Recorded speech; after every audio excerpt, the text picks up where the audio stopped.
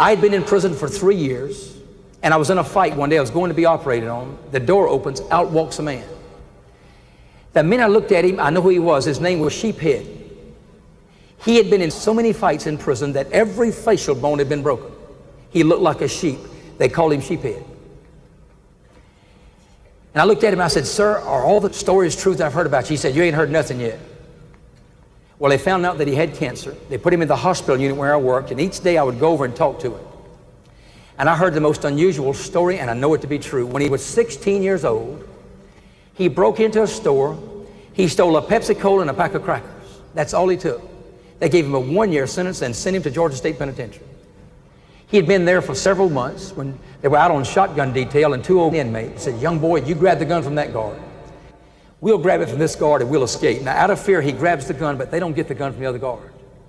So he shoots that guard, kills him, paralyzes the other one for life. They sentence him to die in the electric chair. He's on death row 8.5 years. The governor commutes his sentence to life. They put him in inmate population. In 1975, I stood in front of a lonely prison cell and I watched him die with cancer. And I cried. You know why? That man had been there 34 years. He had killed 1 guard, paralyzed another one. He'd killed 17 inmates. He was a drug addict, a homosexual. And he was the most violent man that's ever walked this earth. And one night in a fight, he took a meat cleaver, chopped a guy up, flushed him down the john, got everything down but his skull. That's how violent he had become. And I cried that day. You know why? Not because he had died, because he had never lived. It began with a Pepsi-Cola and a pack of crackers. It ended with his life 34 years later.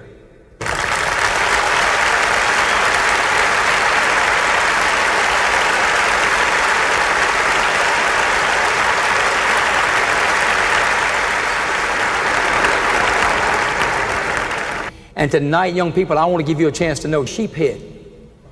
I'm going to give you an opportunity. If you don't know Sheephead, or you want to rededicate that life, I'm going to ask you to stand. I'm going to lead you in prayer. And right now, please, now here's what's involved. It means you're going to be different. It means your life's going to change. You're going to love your brother, both black and white. No more alcohol, drugs, immoral sex. You're going to stand for Sheephead in that school. Your life is going to be different. That's what it means.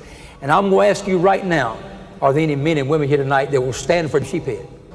Right now, I'm going to ask you to stand right where you sit. If you want to pray with me. Don't you stand for me. I'm going to lead you in prayer. You look beyond me and you look to Sheephead. It's been a pleasure. God bless each and every one of you.